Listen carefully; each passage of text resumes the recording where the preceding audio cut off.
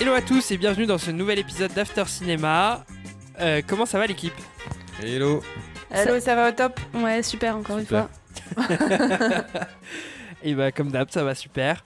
Aujourd'hui au programme, le match du Kremlin d'Olivier Assayas. Il est jeune, sportif. C'est un espion du KGB. Vladimir Poutine. Ce qui m'intéresse, c'est le pouvoir. Je ne peux pas être soumis à qui que ce soit. Notre objectif, c'est le chaos. Nous allons infiltrer l'esprit des gens. Construire le mythe selon lequel les Russes ont pris le contrôle du monde moderne. Russie, dans les années 1990, l'URSS s'effondre. Dans le tumulte d'un pays en reconstruction, un jeune homme à l'intelligence redoutable, Vadim Baranov, trace sa voie.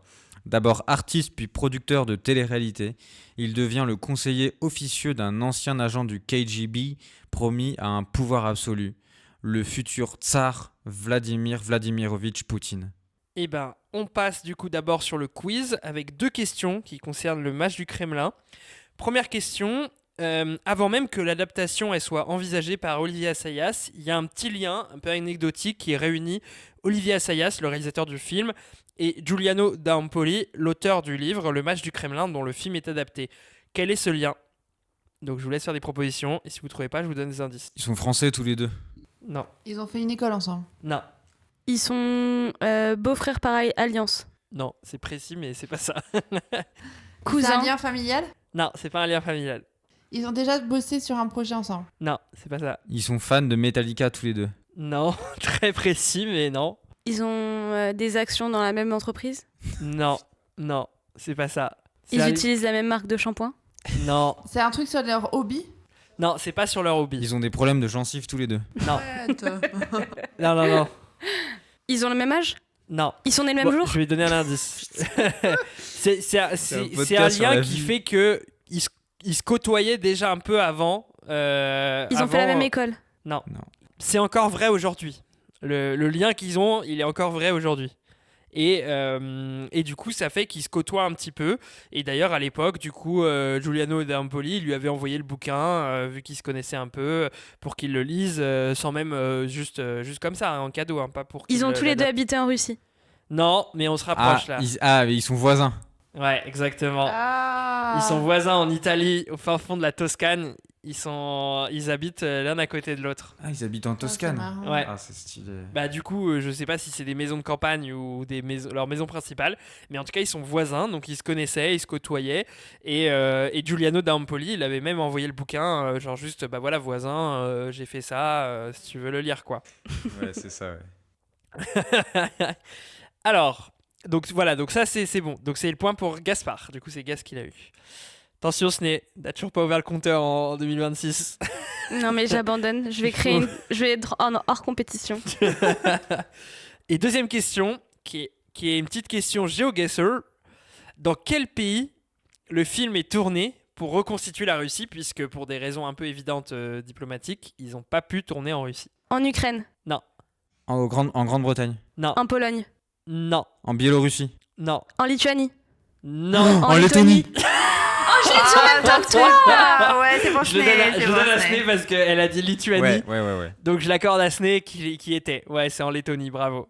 En fait, il y a eu un film précédent qui est La Balade de Limonov, qui avait été tourné, Ah du coup, ouais. qui recrée la Russie et qui avait été tourné en Lettonie. Et donc, Olivier Assayas, au moment de préparer le film, il s'est dit que ça marchait bien et que là-bas, il y avait les décors un peu pour recréer un peu la Russie moderne.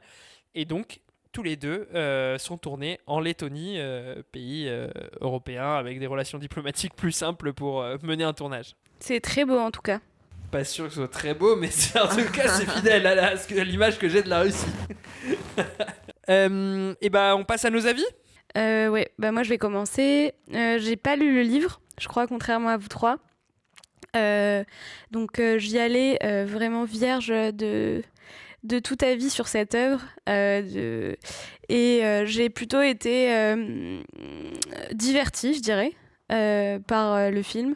Voilà, je me doute bien qu'il n'apporte pas grand-chose au livre, voire peut-être il le dessert un peu. Mais en tout cas, je pense que quand tu n'as pas lu le livre, c'est quand même assez fascinant d'avoir un film qui parle de la montée en puissance de Poutine. Donc sur ça, j'ai quand même trouvé ça assez intéressant. Et je pense par le biais de quelqu'un qui était proche de lui, c'est aussi une manière assez intéressante de traiter le sujet. Je crois que c'est pareil dans le livre, il me semble. Voilà, donc ça, j'ai trouvé... Je peux pas dire que j'ai pas été divertie.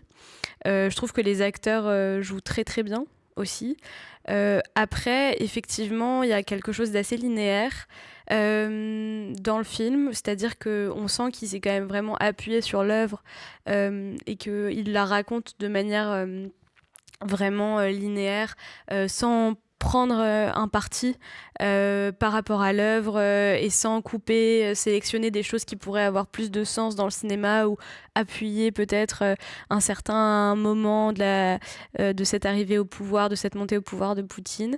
Ce que je trouve peut-être un petit peu dommage parce que du coup ça s'étend sur une assez grande période, mais finalement, en fait, c'est cette longue montée, elle ne sert, enfin voilà, le fait de vouloir autant traiter la durée ne sert pas vraiment, je trouve. Le propos ne dit pas plus que si ça avait été sur une période restreinte ou un moment restreint. Je sais pas, par exemple, au moment des attentats des immeubles en 99, est-ce que ça aurait pas été plus intéressant de faire un film juste sur ça et sur comment Poutine a réussi à prendre le pouvoir et asseoir son pouvoir à ce moment-là. Donc voilà, je trouve que cette linéarité-là, elle a pas forcément d'intérêt. Et puis, qu'est-ce que je pourrais dire d'autre ? En fait, j'aimerais bien vous donner la parole parce que ça va peut-être me redonner un petit peu des idées. Moi aussi, j'ai été très diverti par le film. J'ai juste été un peu mal à l'aise par rapport... j'avais l'impression... J'avais développé un sentiment de en fait, je trouvais stylé les personnages. Donc, je trouvais stylé ce personnage de Vadim Baranov qui, au fur et à mesure du temps, devient un peu une mauvaise personne, quoi. On comprend... l'intervieweur américain l'interview et lui fait comprendre qu'il est soupçonné d'avoir fait des actes de guerre et des actes un peu horreur, des actes un peu impardonnables, mais horribles. Et il nie pas et tout ça, donc on comprend un peu qu'il est un peu, c'est un peu un sale type, quoi. Et Vladimir Poutine, bon, pareil. Et du coup, je trouve que ils sont un peu trop, ils ont un peu une haute estime d'eux dans le film. Et ça m'a un peu gêné par rapport à ça, parce que du coup, je me rendais plus compte et j'étais un peu, je les trouvais stylés. Et notamment par leur parcours et tout ça. Mais malgré ça, je trouvais ça quand même hyper intéressant et hyper divertissant, le fait de voir la Russie, de l'ex-URSS qui se reconstruit et l'histoire de Poutine qui arrive au pouvoir. Moi, je la trouve hyper intéressante et je l'avais trouvée quand j'avais lu le livre. Et c'est très divertissant. Après, ça fait un peu ce film à sketch. Et ça, j'aimais moins parce que tu as des transitions entre les scènes. On dirait vraiment un concours d'anecdotes avec anecdote 1, anecdote 2. Et tu as un montage avec un fondu noir et ça revient. Enfin, je trouve ça un peu, des fois, too much, quoi. Ouais. Je peux prendre la suite parce qu'en fait le point sur lequel tu as fini, mais moi c'est ma principale critique, c'est-à-dire que en fait du coup j'ai lu le livre. Moi je suis pas de l'école des gens du coup qui disent est-ce que le bouquin a été trahi, est-ce que l'adaptation est fidèle ou quoi. C'est des choses dont je me fous assez royalement habituellement. Par contre le point sur lequel je me dis, c'est que le livre en tant que tel, il n'est pas du tout fait pour être un film en fait. Tu l'as dit, c'est un empilement d'anecdotes qui s'enchaînent, avec tout passe par les dialogues et très peu par de l'image en fait. Dans le livre, c'est vraiment le conseiller Vadim Baranov qui raconte, qui explique. Et donc sur un livre, moi j'avais plutôt apprécié, ça marchait, ça m'entraînait un petit peu. Du coup je me disais c'est quand même un sacré défi d'en faire un film parce que il y a vraiment rien du film, c'est-à-dire que c'est vraiment des choses où les choses sont dites très littéralement, on enchaîne des anecdotes sans vraiment un récit qui se tient de bout en bout, donc il y a un vrai travail d'adaptation. Et là-dessus, c'est mon principal défaut avec le film, c'est que je trouve qu'il fait un refus d'obstacle. Parce que le film, il adapte le livre tel quel. C'est-à-dire que l'aspect voix off pesante qui va amener tout le film est là. Les dialogues pompeux sont là. Et l'empilement d'anecdotes qui fait à la fin un espèce de film qui est quand même assez long d'ailleurs, est là. Et donc, je suis vraiment déçu de cet aspect-là parce que. En fait, moi, ça m'entraîne pas du tout. Vous avez mentionné, et je suis en désaccord sur ce coup-là, mais moi, j'ai vraiment pas trouvé le film divertissant. J'ai vraiment eu du mal. Alors, du coup, pour dire un petit peu, il y a eu une progression, c'est-à-dire que toute la première partie où on nous présente un peu le parcours de Vadim Baranov, c'est celle où j'ai le moins aimé. Parce que j'ai vraiment du mal et parce qu'en fait vu que le film il tourne autour d'un conseiller, pour moi le conseiller il prend son intérêt quand il rentre dans l'orbite de l'étoile autour de laquelle il gravite, qui est Vladimir Poutine. Avant ça, c'est juste un mec lambda qu'on me présente et qui m'intéresse pas en fait, et donc du coup pendant tout le film, pendant toute la première partie du film, je me disais quand Poutine va arriver, ça va décoller parce que là, il va vraiment devenir un peu. Il va se réaliser en tant que conseiller et ça va devenir vraiment intéressant. Et donc, j'avais des grosses attentes par rapport au personnage de Poutine. Et mon gros point fort sur Poutine, ma phrase est bizarre, sur le personnage de Poutine dans le film, pardon, je vais être cancel, c'est l'interprétation de Jude Law. Moi, je sais pas s'il y a des gens qui sont un peu en dehors de ça, je vous laisserai vous exprimer, mais moi, il me convainc plutôt. J'aime vraiment cet acteur, Jude Law, et le fait qu'il ressemble ou qu'il ressemble pas, ça, je m'en fous un petit peu, mais je trouve qu'il est vraiment bon dans le film. Le point défaut, par contre, c'est que je trouve que le film, il fait pas un choix de comment caractériser Poutine. C'est un mec lambda en fait dans le film, et ça c'est mon gros défaut parce qu'en fait et je vais vous laisser la parole juste après parce que je vais juste finir sur une scène où j'avais des attentes. C'était la première scène où on rencontre Poutine. Je me dis là on nous annonce qu'il va rencontrer du coup le patron du FSB, et donc on sait qui est Poutine à ce moment-là. Et du coup, moi, je m'attends à une scène où on va introduire le personnage d'une certaine manière, qui va donner là de comment le parti pris pour caractériser. Et je suis ouvert à tous les partis pris, c'est-à-dire me dire Poutine est un médiocre bureaucrate qui finalement s'est retrouvé au pouvoir, ou alors c'est un espèce de monstre sacré, imposant, symbolique, etc. Toutes les voix m'iraient, tu vois, mais au moins c'est une voix qui est choisie. J'ai en tête par exemple le film qui a été beaucoup critiqué à juste titre de Ridley Scott sur Napoléon. Au moins il a un avis sur Napoléon et il le caractérise, il en fait un médiocre, ridicule, mais au moins il y a un choix. Et là, je trouve que sur Poutine, il n'y a vraiment pas de choix. Genre, il le montre comme un lambda. La scène, elle est vraiment basico-basique. Travelling, chant contre chant sur le dialogue. Et donc, j'ai trouvé ça vraiment très dommage parce que le film, l'intérêt, le pouvoir de fascination de ce film, il vient sur ça en fait. Il vient sur le fait qu'il est centré sur les coulisses d'un pouvoir qui aujourd'hui est quand même façonne un peu le quotidien et la scène diplomatique internationale, quoi. Moi, je suis quand même pas d'accord avec toi sur deux points. Le premier, sur le fait que la vie avant Poutine, elle est quand même, je la trouve hyper intéressante de ce gars. Ah ouais. Genre, Moi, je suis d'accord avec je ça. trouve ça C'est hyper ma partie intéressant. préférée aussi. C'est ma partie préférée. Genre, je Ah ouais. préfère la Ah, c'est partie marrant. sans Poutine parce que, je sais pas, l'histoire de ce gars qui est un peu, qui arrive un peu à des endroits de la haute sphère en Russie, d'un peu de nulle part sans être vraiment proactif et tout. Et son parcours, je le trouve vraiment intéressant et passionnant et qui en dit beaucoup sur la construction de la Russie à cette époque. Et après, sur le deuxième point, c'est la scène avec Poutine quand on le rencontre. Moi, ça m'a quand même impressionné. La façon dont il parle, il dit sit, en mode il dit aux gens, il leur donne un ordre Ouais. de s'asseoir. Moi, il y a quand même une rupture, je trouve, avec les autres personnages qu'on voit précédemment. Et dans Ouais. le sens où il est très sec, très froid, très straight to the point. Tu vois, donc moi je trouve qu'il y a une rupture et cette scène elle m'a quand même interpellé, tu vois. Je suis d'accord avec. Enfin, c'est ce que j'ai dit, c'est que l'interprétation de Jude Law, je la trouve vraiment bonne, mais sur la mise en scène, je trouve qu'il fait pas grand chose. Effectivement, sur la mise en scène, il se passe pas grand chose, Et- mais pour autant, je trouve que tu vois, je m'en souviens de la scène, Ouais. et elle m'a fait effet quand même. Et juste après, je te laisse la parole, Nina. Mais sur la première partie, moi, ce qui me plaît pas et qui arrive pas à emmener mon intérêt, c'est que le film. Enfin, je sais pas s'il y a. Enfin, et c'est pareil dans le livre.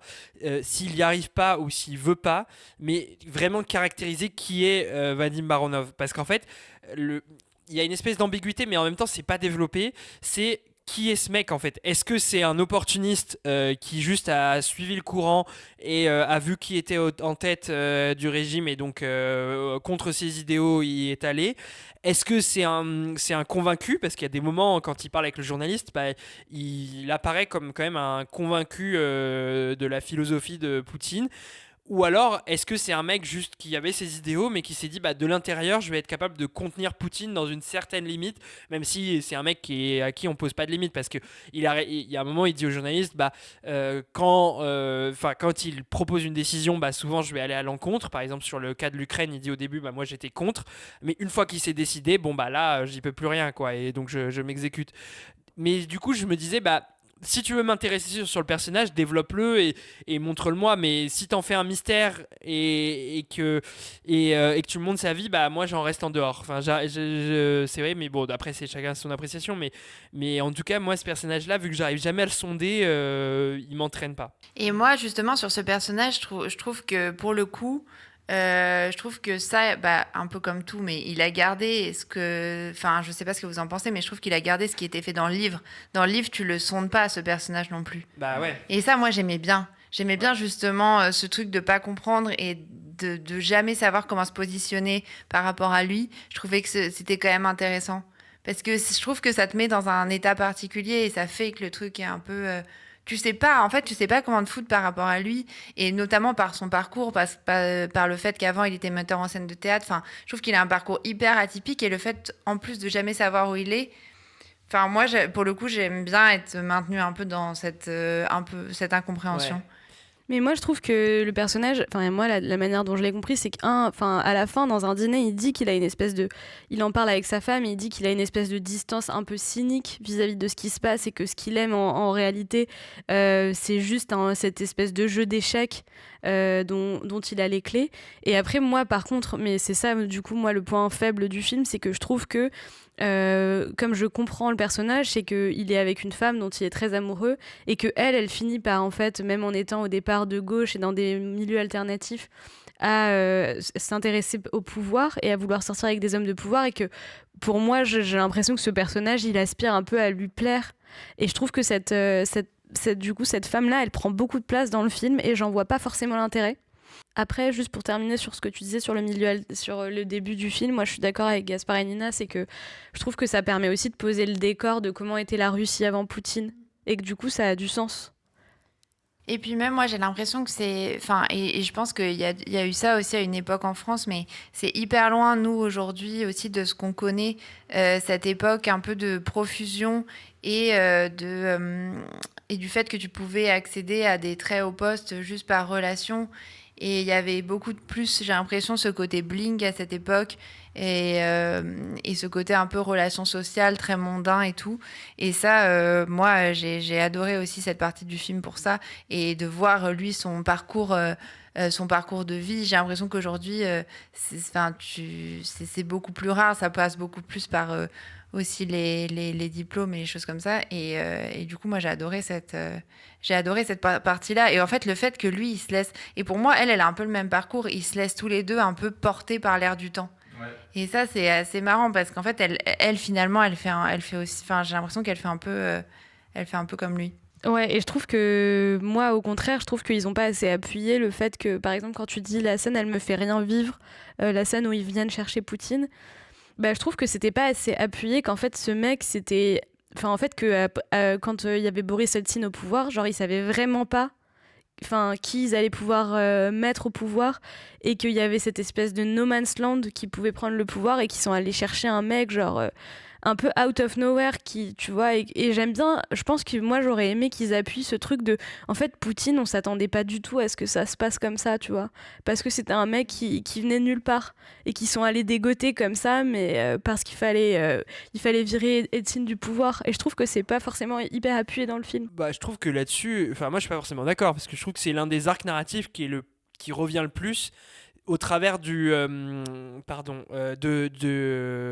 l'oligarque, pardon, c'est le mot que je cherchais, de l'oligarque de la télévision, C'est quand même l'une des histoires un peu fil blanc, qui est le mec qui a choisi Poutine et qui en fait se fait au fil de l'eau écarter, et qui symbolise un peu justement comment Poutine a dépassé les oligarques qui voulaient mettre en place quelqu'un pour l'avoir à leurs mains, et qui finalement en fait ont ramené un ours qui les a complètement dévorés. À la rigueur, ça, je trouve que c'est l'un des trucs qui est le plus montré, parce que c'est l'une des histoires qui revient le plus avec cet oligarque qui est en relation avec le personnage de Paul Dano hyper souvent, je trouve. Je trouve que le film n'arrive pas trop à savoir s'il veut parler de Poutine ou parler du conseiller, en fait. De Vadim Baranov. Je trouve qu'il a du mal à se positionner parce que ces histoires personnelles, elles ont finalement quand même une certaine place. Bah, moi, je trouve qu'il y a une ambiguïté dans le film, dans le livre, pardon, qui est un peu dans le film, mais qui est moins là. C'est à quel point Vadim Baranov bullshit le journaliste. En fait, est-ce que tout ce qu'il lui raconte, c'est une vaste fumisterie, en fait, qui lui raconte ce qu'il veut, Ouais. qu'il veut entendre, Ouais. et qu'en fait, parce qu'à la fin, si tu te dis qu'est-ce qu'il a appris sur le régime de Poutine, il n'y a rien en réalité. À la fin, il lui a dit des choses qu'on sait déjà de l'image publique de Poutine. Et du coup, il y a un truc de est-ce que dans le livre, pour moi, il y a une ambiguïté de est-ce que c'est volontaire ou pas, que le mec, en fait, ça se trouve en réalité, ça reste quelqu'un de loyal à Poutine, et qu'il fait un espèce de bloubi-boulga, une fumisterie aux Mais journalistes. même pour qu'il essaye de contenter. créer un mythe, quoi. Ouais, Un de mythe créer autour de mythe. Poutine. Dans le film, je trouve que c'est un peu moins là. Je vais pas spoiler, mais C'est dans pas la du dernière tout là. scène. Ouais, Moi, je trouve c'est pas du tout là. Il y a que dans la dernière scène, et c'est pas un spoil, ils vont se quitter un moment parce que c'est un dialogue, et à un moment il part, le mec. À la fin, quand il part vers son taxi, il a un peu d'incrédulité, où il le regarde en mode genre. Est-ce que tu m'as... Ah ouais, toi t'as compris, genre en mode est-ce que tu m'as pas raconté des conneries Bah, pendant 2 heures? j'ai un peu cette impression là, mais je suis d'accord avec vous que par rapport au livre, c'est beaucoup moins ouais, là, ah ouais. et que du coup, en fait, c'est un peu un passage à côté, parce que ça explique vraiment pourquoi dans le film il se passe pas énormément de choses. C'est qu'en fait, il est un peu en train de le balader pour juste lui donner un peu ce qu'il veut entendre, et basta, quoi. Et dans le film, c'est pas là, donc ça donne un truc premier degré de je suis en train de te raconter des folies qui sont pas là, en fait. On finit sur une note un Ouais. petit peu dure. Ouais, un peu dur, ouais. Pourtant, bon, vous avez quand même plutôt trouvé le film divertissant, quand même. Si on Oui. revient un peu en bilan, quand même. Moi, pas trop. Gaspard et Ouais. moi, voilà, Ouais, on ouais, restera sur Ouais. cette fin. Diverti. Et ben, une fois n'est pas coutume, on est plutôt divisé sur ce film. D'aucuns le trouvent un peu divertissant, Pas que d'autres sur un le peu film. plus ennuyeux et difficile. Mais en tout cas, en règle générale, plus globalement, on est quand même très mitigé sur le match du Kremlin d'Olivier Assayas. Lisez plutôt le livre. Lisez plutôt le livre, exactement. Allez, merci, salut, à plus. Salut!